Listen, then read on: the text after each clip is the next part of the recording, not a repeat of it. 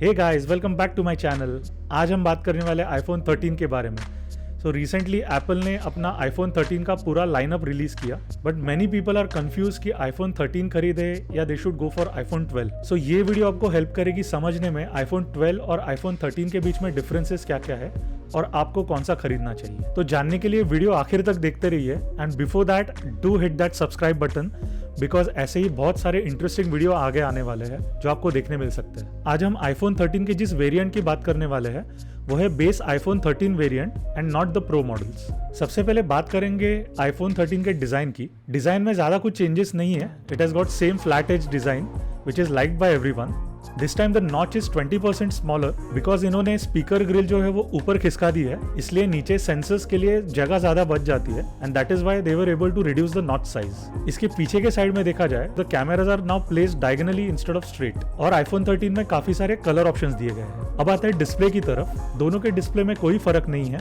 Even iPhone 13 has got 6.18 super retina AMOLED display. The only difference is now the brightness of the display is 788 nits compared to 625 nits of iPhone 12। पूरे lineup में और एक फर्क ये है कि iPhone 13 के प्रो मॉडल्स में इसका new pro motion 120 hertz display दिया गया है। कैमरास की अगर बात की जाए तो इसमें डुअल कैमरास है। 12 मेगापिक्सल का एक वाइड एंगल कैमरा है विद 1.6 अपर्चर और एक अल्ट्रा वाइड कैमरा है with f2.4 aperture and 120 degree field of view. Now the only difference is the sensor size of these cameras is a little bigger and that justifies the diagonal placements of the camera modules so that अंदर के जो parts है वो ठीक से accommodate हो जाए। Apple claims that these bigger size sensors allow 47% more light, so आपको लो लाइट एंड नाइट फोटोग्राफी में अच्छे रिजल्ट्स आएंगे। आईफोन 13 के साथ आपको दिखने मिलेगा सेंसर शिफ्ट स्टेबलाइजेशन। इसमें स्टेबलाइजेशन अचीव करने के लिए the sensor module itself moves instead of the glass elements in the lens. ये फीचर आईफोन 12 में सिर्फ प्रो मॉडल्स के साथ आता था, बट आईफोन 13 के साथ ये नॉन प्रो मॉडल्स में भी दिखाई देगा। These cameras also shoot videos at 4K 60 FPS resolution, which is a very good thing.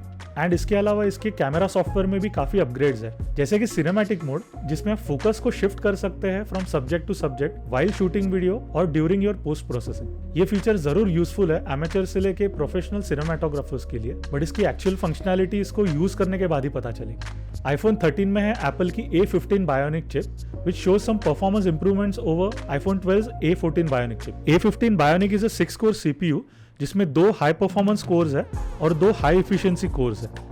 Apple ने अपने इवेंट में स्पेसिफिकली नहीं बताया कि A15 चिप में क्या क्या इंप्रूवमेंट्स है over A14 chip, but they do claim that A15 chip is 50% faster than A14 chip and even the GPU is 30% faster.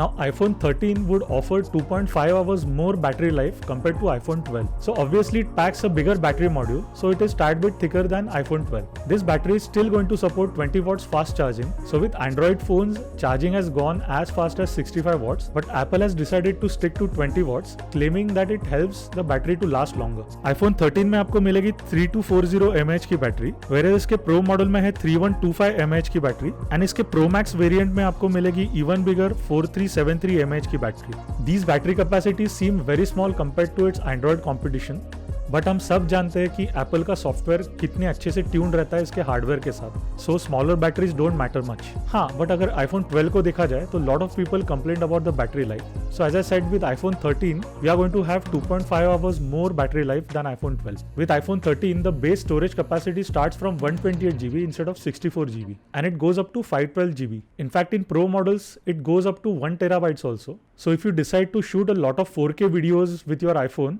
1 terabyte is going to be a very good option for that.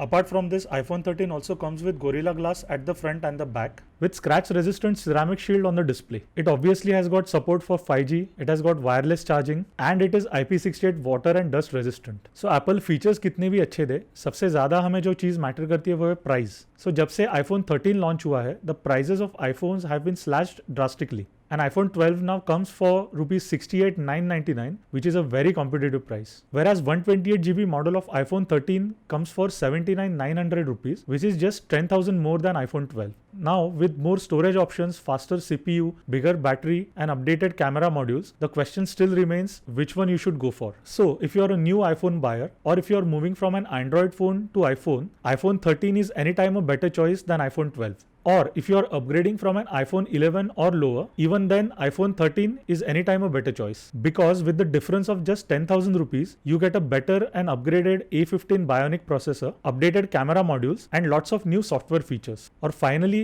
आप अगर iPhone 12 को upgrade करने की सोच रहे हैं, तो मेरा recommendation ये है कि it is better to stick to iPhone 12 for now because iPhone 12 और 13 में overall इतने ज़्यादा differences नहीं है. So guys, that was today's video, and whichever iPhone you decide to buy, I have given all the links down in the description. You can use those links to buy your iPhone. And if you like this video, do smash that like button, share this video with your friends and family, and do subscribe to my channel because that is very, very encouraging. Until we meet again, my name is Kunal and you're watching Tech Hive.